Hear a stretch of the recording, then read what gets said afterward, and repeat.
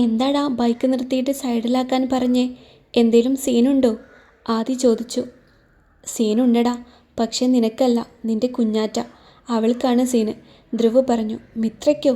അവൾക്ക് എന്ത് സീന്? നിങ്ങൾ വ്യക്തമായി കാര്യം പറ. ആദി ഞെട്ടലോടെ പറഞ്ഞു. ആദി, എനിക്കൊരു കോൾ വന്നിട്ടുണ്ടായിരുന്നു. വിളിച്ചത് എനിക്കറിയാവുന്ന ഒരുത്തനാണ്. ഒരു സെറ്റപ്പാണ്. അവൻ പെൺപിള്ളേരെ വെച്ച് കൊട്ടേഷൻ നടത്തി കൊടുക്കുന്നവനാണ് അവൻ. പക്ഷേ അവൻ എൻ്റെ ആളാണ്. നമ്മളെ അവൻ എവിടെ വെച്ചോ കണ്ടിട്ടുണ്ട്. അവനെന്ന് വിളിച്ചിട്ട് എന്നോട് പറഞ്ഞു, സിറ്റി പോലീസ് കമ്മീഷണർ ആദിദേവിൻ്റെ ഭാര്യയാകാൻ പോകുന്ന ആ കുട്ടിയെ കൊല്ലാൻ ഒരാൾ കൊട്ടേഷൻ തന്നിട്ടുണ്ട് എന്ന്. ശരിക്കും ഞാൻ ഷോക്കായിപ്പോയി. അതിലും കൂടെ എന്നെ ഞെട്ടിച്ചത് എന്താണെന്ന് വെച്ചാൽ ആ പരിപാടി ചെയ്യാൻ പറഞ്ഞത് ഒരു പെണ്ണാണെന്നാണ്. സ്റ്റാലിൻ പറയുന്നത് ഒരു ഞെട്ടലോടെ ആയിരുന്നു ആദി കേട്ടത്. അവൻ ധ്രുവനെ നോക്കി. ഏതാണ് ആ പെണ്ണെന്നറിയോ നിനക്ക്? അതാണ് നീ അറിയേണ്ടത്, ധ്രുവ് ചോദിച്ചു. ആരാ? ആദി ദേഷ്യത്തിൽ ചോദിച്ചു. മായ, ആകാശ് പറഞ്ഞു. മായയോ? അവളെന്തിനാ എൻ്റെ കൊച്ചിനെ കൊല്ലാൻ നോക്കുന്നത്? ആദി ദേഷ്യത്തിൽ വിറച്ചു. ഞാൻ പറഞ്ഞില്ലേ ആദി, അവൾക്ക് നിന്നെ ഇഷ്ടമാണ്. അതുകൊണ്ടായിരിക്കും ഇങ്ങനെയൊരു പരിപാടി അവൾ ഒപ്പിക്കാൻ നോക്കിയത്, ധ്രുവ് പറഞ്ഞു. എനിക്കിപ്പോൾ തന്നെ അവളെ കാണണം. ആ പുന്നാര മോളെ. നീ വണ്ടിയെടുക്ക് സ്റ്റാലിൻ, ആദി പറഞ്ഞു. ഇതന്നെയാണ് എനിക്കും പറയാനുള്ളത്. ഇമാതിരി കാര്യങ്ങളൊന്നും വെച്ചോണ്ടിരിക്കരുത്, ആകാശ് ഒരു ചിരിയോടെ പറഞ്ഞു. നീ വാ ആദി, ധ്രുവ് പറഞ്ഞു. അതോടെ സ്റ്റാലിൻ വണ്ടിയെടുത്ത് അവൻ്റെ കൂടെ ആ കോ ഡ്രൈവർ സീറ്റിൽ ആകാശ് ഇരുന്നു. ധ്രുവനും ആദിയും പിൻസീറ്റിൽ കയറിയിരുന്നു. പോകുന്നതിന് മുന്നേ ഗാർഡ്സിനെ വീടിൻ്റെ ഓരോരോ ഭാഗത്തായി നിർത്താനും സ്റ്റാലിൻ മറന്നില്ല. സ്റ്റാലിൻ വണ്ടി സ്പീഡിൽ പറപ്പിച്ചു വിട്ടു. ആ വീടിൻ്റെ ഒരു സൈഡിൽ കൂടെ വണ്ടി ചീറിപ്പാഞ്ഞു പോയി. ഹലോ ഗായ്സ്, വിന്ദ അടുക്കളയിലേക്ക് കയറി ചെന്നുകൊണ്ട് വിളിച്ചു. ആ വന്നോ കുഞ്ഞാറ്റെ? അനിത ചോദിച്ചു. വന്നു. അമ്മയ്ക്കൊരു മാറ്റവുമില്ല അനിയമ്മേ. അതുപോലെ തന്നെയാണ്, വിന്ദ പറഞ്ഞു. അത് സാരല്ല, അമ്മ അല്ലേ, മാറിക്കോളും. പെറ്റ വയറാണ്. അത്ര ദേഷ്യം കാണിക്കാനൊന്നും പറ്റില്ല മോളെ. എന്തായാലും നീ ചെന്ന് വിളിച്ചല്ലോ കുട്ടിയെ, അത് മതി. ആ അമ്മ വരും, ഇല്ലെങ്കിൽ വേണ്ട, അനിത പറഞ്ഞു. മാമൻ എന്തു പറഞ്ഞു കുഞ്ഞാറ്റെ? ദേവു ചോദിച്ചു. അച്ഛൻ വരാമെന്ന് പറഞ്ഞിട്ടുണ്ട് ദേവു. അച്ഛൻ എന്നെ ദേഷ്യത്തിൽ കാണാനൊന്നും പറ്റില്ല, വിന്ദ പറഞ്ഞു. അല്ലേലും ഈ അച്ഛനമ്മ ഇങ്ങനെയാ. ഞാൻ അന്ന് എൻ്റെ അച്ഛൻ്റെ കൂടെ ചെല്ലാത്തത് കൊണ്ട് അച്ഛൻ എന്നോട് ദേഷ്യം കാണും, ഇടറുന്ന സ്വരത്തിൽ ദേവു പറഞ്ഞു. അങ്ങനെയൊന്നുമില്ലടാ, നീ ഒന്ന് അങ്ങോട്ട് സന്തോഷമായി ചെന്നാൽ തീരുന്ന വഴക്കേ ഉണ്ടാകൂ അച്ഛന്. നീ ഒരു ദിവസം ധ്രുവേട്ടനോട് പറഞ്ഞിട്ട് നിൻ്റെ വീട്ടിലേക്കൊന്ന് പോയി നോക്ക്, മീനു പറഞ്ഞു. അതെന്നെ. വേദയും അത് ശരിവെച്ചു. ചെന്നങ്ങ് പറഞ്ഞാൽ മതി, ഇപ്പോൾ കൊണ്ടുപോകും ആ കാലൻ, ദേവു പുച്ഛിച്ചുകൊണ്ട് പറഞ്ഞു. ഞാൻ പറഞ്ഞു നോക്കാം ഏട്ടനോട്, വേദ പറഞ്ഞു. വേണ്ട വേണ്ട, ഞാൻ പറഞ്ഞോളാം, ദേവു പറഞ്ഞു. അതാണ് നല്ലത്, അനിതയും പറഞ്ഞു. അങ്ങനെ സംസാരിച്ചുകൊണ്ട് അവർ വീണ്ടും അടുക്കളപ്പണിയിലേക്ക് കടന്നു. ഡ്രസ്സ് മാറിയിട്ട് വരാമെന്ന് പറഞ്ഞുകൊണ്ട് അവിടെ നിന്നും വിന്ദ പോയി.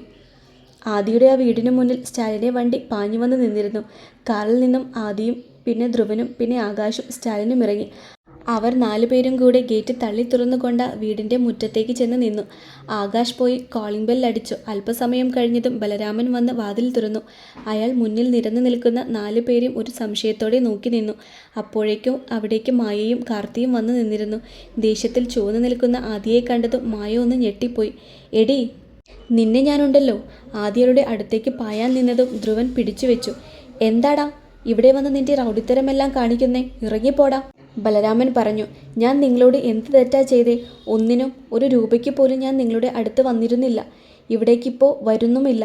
ഞാൻ നിങ്ങളുടെ മകനല്ല, പക്ഷേ എനിക്ക് നിങ്ങളോട് ഒരു നന്ദിയുണ്ട്. കടമ പോലെ എന്നെ പഠിപ്പിച്ചല്ലോ, അതിൻ്റെ. പക്ഷേ അതിൻ്റെ പേരും പറഞ്ഞ് എന്നെ ചൊറിയാൻ വന്നാൽ ചുമ്മാ നോക്കിയിരിക്കില്ല.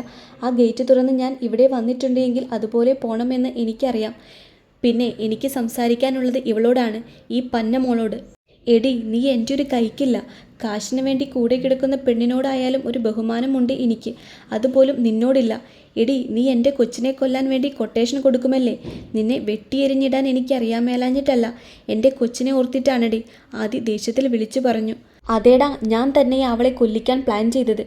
കൊല്ലുകയും ചെയ്യും, നീ നോക്കിക്കോ, മായ പറഞ്ഞു. അടുത്ത നിമിഷം മായ തെറിച്ചു പോയിരുന്നു. വയറിലായി കൈവച്ചുകൊണ്ടവൾ ചുമരിൽ ചാരിയിരുന്നു. ഇപ്പോൾ കിട്ടിയ പോലെ ഒരു ചവിട്ട് കൂടെ എനിക്ക് തരാൻ പാടില്ലാഞ്ഞിട്ടല്ല, നീ ചത്തുപോകും. അതുകൊണ്ട് ഒരു പെണ്ണായെന്ന് കരുതി എന്തും പറയാമെന്നും കാണിച്ചു കൂട്ടാമെന്നും വെച്ചിട്ടുണ്ടെങ്കിൽ അത് നടക്കില്ല. ഞാൻ ബഹുമാനിക്കേണ്ടവരെ ബഹുമാനിക്കുക തന്നെ ചെയ്യും. നിന്നെ ഒരു പട്ടിയുടെ വിലയ്ക്ക് പോലും കൊള്ളില്ല. അത്രയും നശിച്ചൊരു പെണ്ണാണ് നീ. ആദിക്ക് ദേഷ്യം തീരുന്നുണ്ടായിരുന്നില്ല.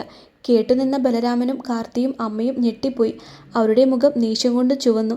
നീ ഇനി ഒരു ചെറുവിരൽ എൻ്റെ മിത്രയ്ക്ക് നേരെ നീക്കിയെന്ന് ഞാൻ അറിഞ്ഞാൽ അന്ന് ഞാൻ വീണ്ടും വന്ന് ഒന്ന് കാണും. ഇവിടെ വന്നിട്ടല്ല, മോർച്ചറിയിൽ വന്നിട്ട്. അങ്ങനെയൊരു അവസ്ഥ ഉണ്ടാക്കണ്ട എങ്കിൽ എന്നെ എൻ്റെ വഴിക്ക് വിട്ടേക്കണം. ആദി പറഞ്ഞു. എടി, നിനക്ക് കുഞ്ഞാറ്റയെ തൊടണമെന്നുണ്ടെങ്കിൽ ഈ നിരന്നു നിൽക്കുന്ന ഞങ്ങളെ തൊടണം. ധ്രുവ് പറഞ്ഞു. നീ ഈ ഫീൽഡിൽ ആദ്യമായിട്ടാണ്. പക്ഷേ നീ ഇവിടെ എന്ത് കൊടുത്താലും ഞാൻ അറിയും. കാരണം ഈ ഫീൽഡ് അറിയപ്പെടുന്നത് തന്നെ ഞങ്ങളുടെ പേരിലാണ്. സ്റ്റാലിൻ പറഞ്ഞു. അതുകൊണ്ട് ഈ പരിപാടിയൊക്കെ വിട്ട് 4 അക്ഷരം പഠിക്കാൻ നോക്ക്. ആകാശ് പറഞ്ഞു. എല്ലാത്തിനോടും കൂടിയാണ് പറയുന്നത്. ഇതുവരെ ഒറ്റയായി ജീവിച്ചിരുന്ന ആതിഥേയവല്ല ഞാനിപ്പോൾ. എനിക്കിപ്പോൾ ഒരു കുടുംബമുണ്ട് എന്ന് കരുതി എപ്പോഴും ഞാൻ വെറുതെ ഇരിക്കണമെന്നില്ല. പച്ചയ്ക്ക് കത്തിച്ച് കളയും ഞാൻ. ആദി പറഞ്ഞു. ഇനി ഞങ്ങളെ ഇങ്ങോട്ട് വരുത്തിക്കരുത്. ഒന്ന് പറഞ്ഞ് മനസ്സിലാക്കി കൊടുക്കും മരുമോളോട്. ആകാശ് പറഞ്ഞു. ഇതാണ് ഞങ്ങളിൽ നിന്നുള്ള ഏറ്റവും കൂടിയ മാന്യത. അതില്ലാതെയായാൽ ദോഷമാണ് നിങ്ങൾക്ക്. ഒന്ന് ഓർത്തിരുന്നു. ധ്രുവ് പറഞ്ഞു. പിന്നെ എൻ്റെ പേരിൽ നിനക്ക് എന്തെങ്കിലും കേസ് ഉണ്ടോ എങ്കിൽ അത് കൊടുക്കാം. എനിക്കത് പ്രശ്നമല്ല കേട്ടോ. ആദി പറഞ്ഞു. ബലരാമൻ ഒന്നും മിണ്ടിയില്ല. അല്ലെങ്കിലും എന്ത് മിണ്ടാനാണ്? വന്നിട്ട് പറഞ്ഞ കാര്യത്തിൽ സത്യവും ന്യായവും അതുപോലെ തന്നെയുണ്ട്.